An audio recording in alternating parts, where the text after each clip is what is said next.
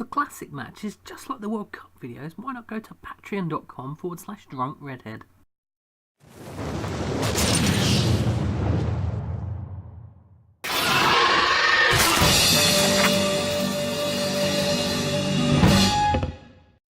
Hello and welcome once again to Drunk Redhead Kinda Live. We've got all the same old shit that we always give you, including hashtag fuck ton of notes. But before we do that, let's get you in the mood of a bit of old school rock and roll.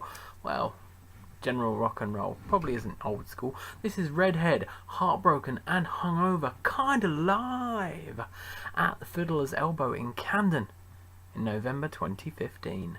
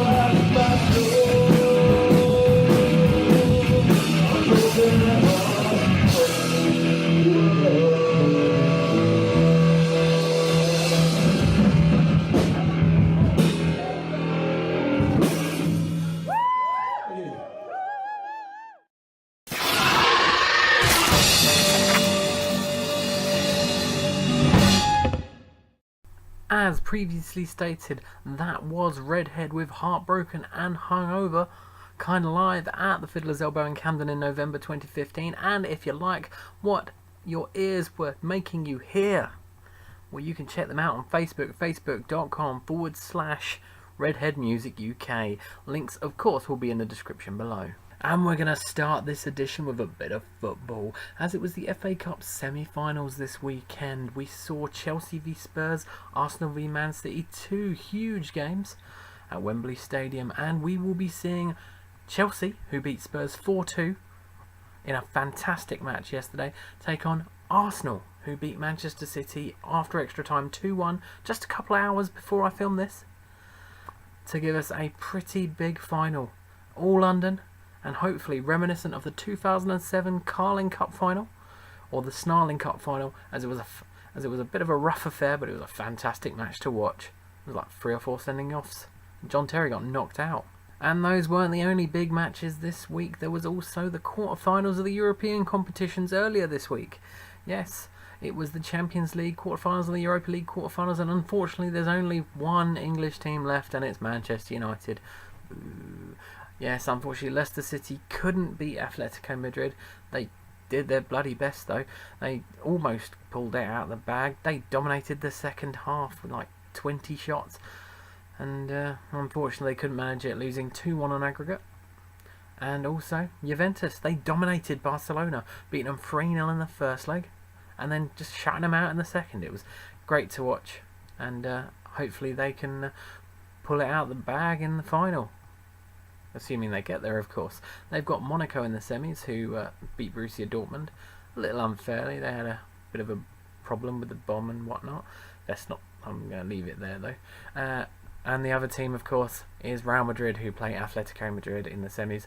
Real Madrid kind of snuck their way over the line with 2 offside goals from Ronaldo and a kind of debatable red card for Arturo Vidal. Surprisingly, the Premier League title race is still on.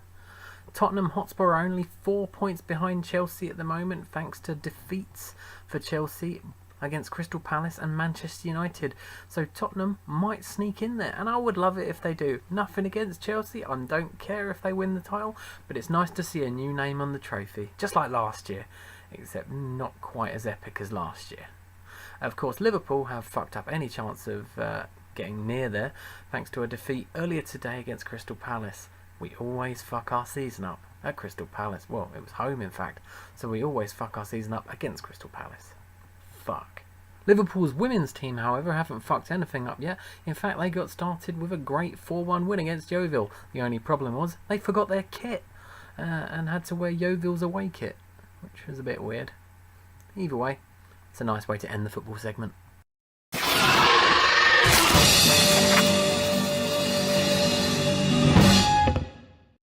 It's been a rather memorable few weeks when it comes to wrestling. WrestleMania, the Raw after WrestleMania, and now the SmackDown after WrestleMania. That's a thing too now. Plus the Superstar shake-up, and then the pay-per-view coming up next week, and the pay-per-view coming up after that. It's all big stuff. But let's get to the start. WrestleMania. How did my predictions do? Not too badly. We got 7 out of 12. Would have been 13, but I avoided one because how was I to know the Hardy Boys were going to be in that tag match? So instead, 7 out of 12, that's over 50%. So I'm going to count that as a win. So the streak continues. When it comes to the show itself, it was alright. There were some fantastic matches, such as Neville versus Austin Aries on the pre-show, and the Kevin Owens-Chris Jericho match, and AJ Styles versus Shane McMahon. And there were some real, shithouse matches. John Cena and Nikki Bella versus Miz and Maurice. You expected it to be rubbish. The only bit that happened of note was the proposal afterwards, which I said would happen, which was really predictable as well. So everyone saw it coming. And there was, then you've got the WWE title match, Randy Orton v Bray. That wasn't quite really what we wanted, was it? And then Roman Reigns versus The Undertaker probably would have been a lot better if the crowd weren't shitting over it the entire match. And then The Undertaker retired, so, probably retired, sorry. It's not been confirmed, but I imagine it's happened. Of course, then that massive pop for the Hardy Boys happened, and there's your WrestleMania moment for the year. Post-WrestleMania, you've got your Raw after WrestleMania, SmackDown after WrestleMania, and the Superstar shake-up. Debuts on Raw and SmackDown. The Revival are here. Ty Dillinger's here. Shinsuke Nakamura's here. Oh, I can't wait for his first match, which I imagine they're going to save for the pay-per-view. Imagine if it's Sami Zayn. That'd be a good way to start, wouldn't it? Plus Finn Balor's back as well. It's been a good few weeks. The Superstar shake-up happened, and one notable person that's moved across, well, it wasn't notable until this week when Jinder Mahal, who moved from Raw to SmackDown, won a number 1 contenders match. What? Jinder Mahal, the number 1 contender? Interested to see where they're going with this. Now, Jinder Mahal does have a title shot at a pay-per-view, but it's not the next pay-per-view. The next pay-per-view is the Raw exclusive Payback next weekend. So I guess it's time to give you my latest prediction. And this one, I'm not going to go the easy route and say Kevin Owens to retain the US title and stay on SmackDown. I'm going to go with Braun Strowman to beat Roman Reigns somehow and get given a number 1 contender spot himself for Brock Lesnar, maybe at SummerSlam. That sounds like it. That sounds good, yeah. Well, that's enough wrestling for now. Well, enough pro wrestling for the time being anyway. Let's have some backyard wrestling, old school backyard wrestling. This is from new and exclusive 37. From the spring of 2004, it's the icon Alex Loveless, me, taking on Evo in a title tournament match. And here it is. So if I lay down for a while right here, I see anger and panic, desperation in your eyes. So I'll keep on pushing until I cross the line. Can I make a difference, or should I just resign? Well, it's 2 o'clock in your eyes, and your skin on your brow is creasing line by line. Do you know the way to reach a place to be at ease? And I'll keep on running until I cross the line. Should I make a difference? Maybe just resign.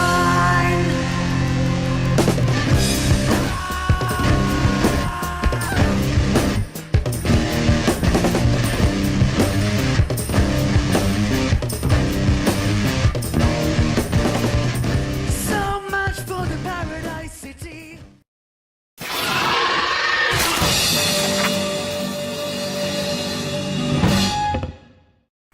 Yeah, that's right, I won. And if it makes you feel any better, that guy's like twice the size of me now, so, you know, growth spurts and whatnot. Anyway, if you like the music in the background of those, you can go check out the band. That is Last Chance to Escape with The Chase, and if you want to go check that out, maybe download it for yourself, you can go find the links on their Facebook page, facebook.com/Last Chance to Escape, and the link will be in the description below, of course. And so we move on to gaming. Now, there hasn't really been any big releases or announcements in the past couple of weeks. Maybe a Call of Duty one about World War II. But other than that, no. And I haven't really been playing much either. I've just been playing Red Dead Redemption endlessly, along with some, maybe smashing some noobs on Gwent.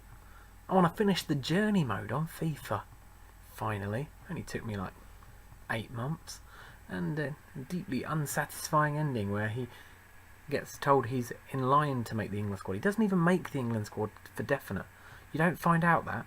There is one bit of esports news to give you though, and that's in the Drunk Redhead second FIFA Open, which is still going, unfortunately. Next time that I schedule a tournament, I'm going to put like times for the or days for the matches to be played on, I think, just to try and speed things along. But Big Padge is in the final. He won the MA group, beating Jordanelle 3-2 in the final match to put Jordanelle last in the group, me second and Liam top. And he'll be taking on Fractos of Canada, who won his group kind of de facto. They only had one match, unfortunately. The other guy, Yassir 001, didn't play his games, and we couldn't get a second match played. Either way, the final will be Big Padge versus Fractos, hopefully soon. And when it does happen, as soon as I can get some footage for it, you'll see it, if you can be bothered to watch it. It's up to you, really. I don't mind. Anyway, here's 5 great things that I've done this week. And as I said, I've been playing Red Dead Redemption endlessly. So here's 5 great mini games that you can play when you're bored on Red Dead Redemption. I'm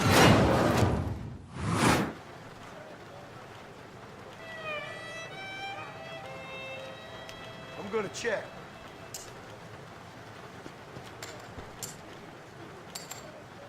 Woo! Gonna have me some coin tonight.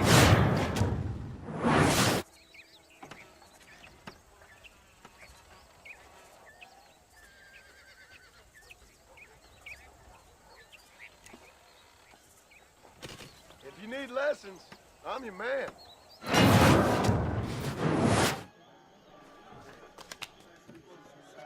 I'll leave it there.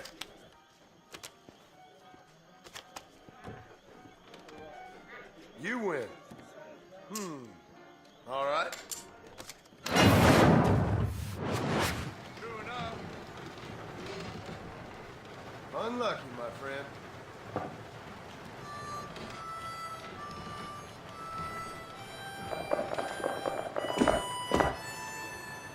It'll be easier than I thought. No way! God damn it! Knew I could win something.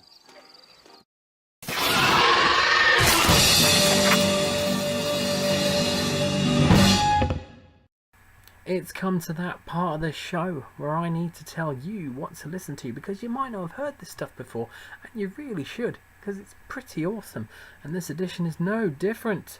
I'm going to tell you to listen to Code 8's brand new, that's right, not a year old like the past two that I've given you, brand new self-titled EP. Yes, it's an epic new release from the band formerly known as Withdrawal Symphony, and you can tell this band like Tool. That's probably why I like it so much, because it sounds like Tool's lighter heavy moments, not the lighter moments, but the lighter heavy moments, and mixed with some delightful melodies and chilled out moments at times. It's just great to listen to. I love every track from start to finish. They're all great, and I'm sure one of them is being played in the background right now. And so, you know, and if you like it, you want to go check it out for yourself and go buy it for yourself, you can head over to their website, and the links for that will be on their Facebook, which is facebook.com/Code8Band. Go check them out. There'll be a link in the description below. Go do it now. Go do it. Unfortunately, we are done once again with another edition of Drunk Redhead Kinda live. But don't worry, if you're missing us that much, you can check us out on Facebook, facebook.com/Drunk Redhead. If you want to put a bit of cash in, help support the cause, you can. Patreon.com/Drunk Redhead. And if you do, you can gain access to some classic football matches done in the same style as the World Cup videos, which is nice. Also, you can buy a t-shirt if you're bored at drunkredhead.dizzyjam.com. There's one that says, "Oh my god, butt sex," which is, cool, kind of, isn't it? I don't know what cool is these days. Either way, I'm going to leave you with something heavy. I'm going to leave you with some Skirk, some Icelandic metal in the form of Skirk, with their song Chain Dead, Kinda live at NASA in Reykjavik in 2012. And if you like what you hear, see, if you like it generally, you can go check them out on Facebook, facebook.com/SkirkRR. A link will be in the description below. Until I see you next, bye bye.